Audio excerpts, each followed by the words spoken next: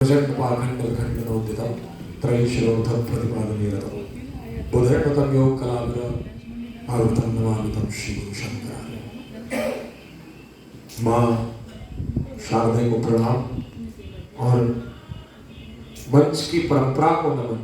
और ऐसी मंच की परंपरा को जहाँ एक व्यवस्था होती है, हमारे आगरा शहर की प्राचीनतम व्यवस्था को संभाले हुए वहां से लाल महल, जिनकी वजह से आज आगरा शहर में वो परंपरा जीवित है जिसको बच्चे भूल चुके, और उसके बावजूद भी अकेले उस व्यक्ति ने अपना एक प्रकार से खोटा गाड़ करके एक व्यवस्था को बना करके रखा है।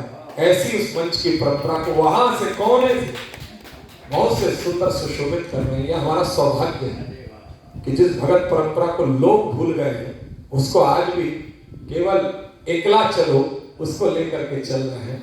तो जो लोग अभी भी, जैसा कि मैं बड़ा सुंदर सा संबोधन सुन रहा था भाई साहब का आएगा समय अभी मैं विश्लेषण करूंगा, बड़ा सुंदर। फंस गए तो अब फंसे रहे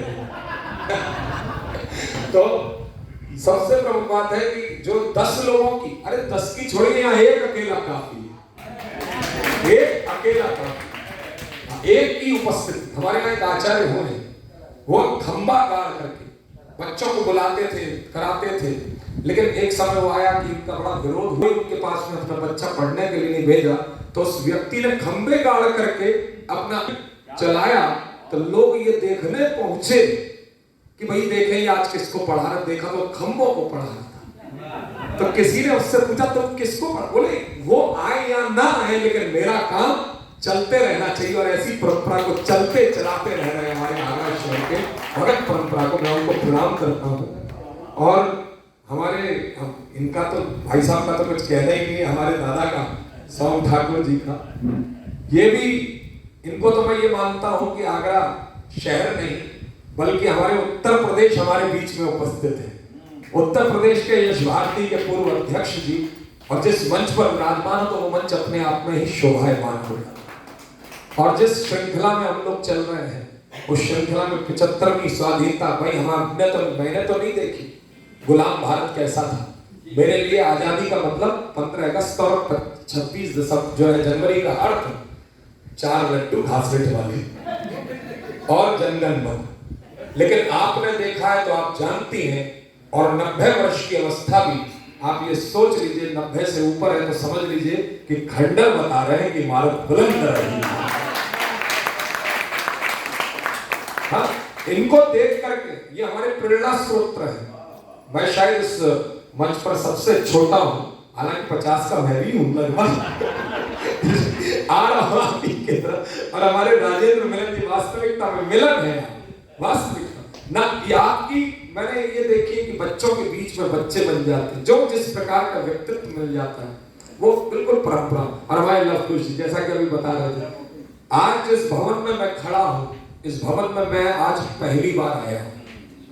हिंदी का सम्मेलन हुआ, बड़ा उच्च स्तर का हुआ। इस भवन को देख करके मुझे लगा कि एक सम्मेलन हम भी यहाँ करवाएं, और एक प्रयास है, अभी हम विचार कर रहे हैं महाराज श्री अवधेशानंद जी महाराज जी को आगरा लाने का। हाँ, तो एक सम्मेलन यहाँ, क्योंकि ऐसे आचार्य महामंडलेश्वरों के जब हमारे कदम आगरा शहर में और संस्कृति विभाग के अंतर्गत में संस्कृति विभाग के इस बनाए हुए इस भवन में पड़ेंगे, तो भगवान राम ने तो राम राज्य की परिकल्पना स्थापना की, लेकिन उसके आगे चलाने का श्रेय तो उनके पुत्र को ही हो जाता है।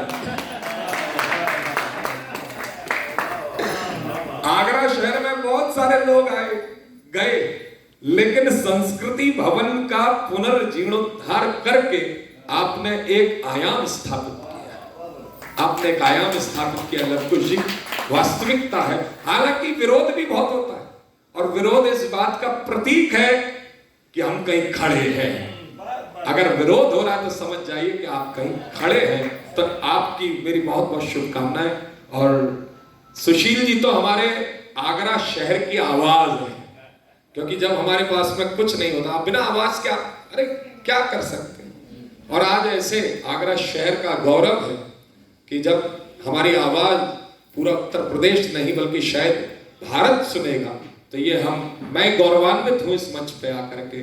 और अशोक जी तो हमारे वो वरिष्ठ साहित्यकार हैं जो साहित्य के माध्यम से अपनी सेवाओं को देते हैं। ऐसा कुशल संचालन और मेरा हमारे सबसे प्रमुख बात है, हम वक्ता क्या करेंगे जब श्रोता नहीं होंगे।